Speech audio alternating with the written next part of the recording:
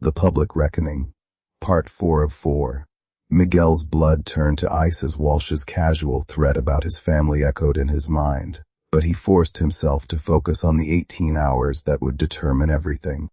He spent the remaining time not just fixing the sabotaged system, but preparing an elaborate presentation that would expose the entire conspiracy in front of the same crowd that had mocked him a week earlier. Every piece of evidence was carefully organized, every digital trail documented, and every backup verified. Miguel knew he would only get one chance to present his case before Walsh could activate her frame job or make good on her threats. The emergency board meeting was packed with executives, investors, and media representatives, all gathered to witness what they expected to be Miguel's public failure and termination. Blake took the stage with barely concealed satisfaction, ready to make an example of the uppity janitor, who had dared to challenge the natural order. The countdown to Miguel's deadline played on the large screens exactly 7 days since his impossible promise. As Miguel was called to the stage, the audience buzzed with anticipation of witnessing a spectacular humiliation that would become corporate legend. But Miguel's presentation began with something no one expected, a fully functional system running smoother and faster than Pinnacle Tech had ever experienced. The technical problem that had stumped MIT graduates for weeks was not only solved, but the entire platform had been optimized beyond its original specifications. The crowd's mocking whispers turned to confused murmurs as Miguel demonstrated features and efficiencies that the company's senior developers had claimed were impossible. Blake's confident smirk began to falter as he realized the janitor had actually delivered on his impossible promise. Then Miguel revealed the second part of his presentation, evidence of the sabotage conspiracy that had nearly destroyed the company. With methodical precision, he walked the stunned audience through months of deliberate system corruption, showing how the attacks had been designed to crater the company's value for a hostile takeover.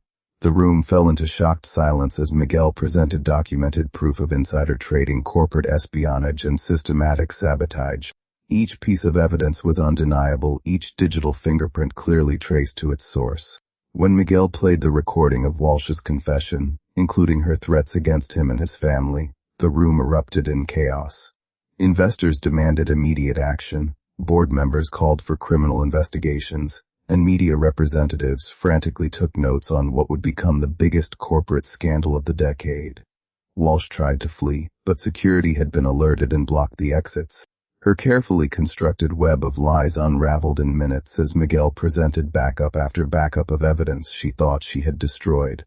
The transformation was immediate and total.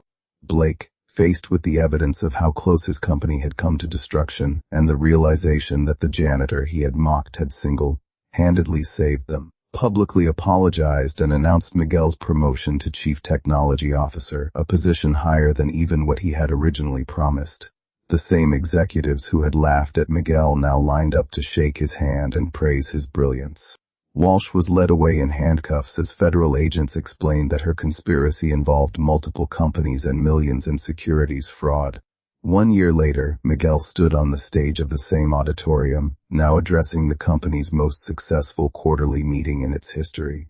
The platform he had rebuilt had not only saved Pinnacle Tech but transformed it into an industry leader. His sister Carmen sat in the front row with her children, who had flown in to watch their uncle receive the Technology Innovator of the Year award. The same people who had once mocked a janitor's dreams now studied his methods in business schools across the country.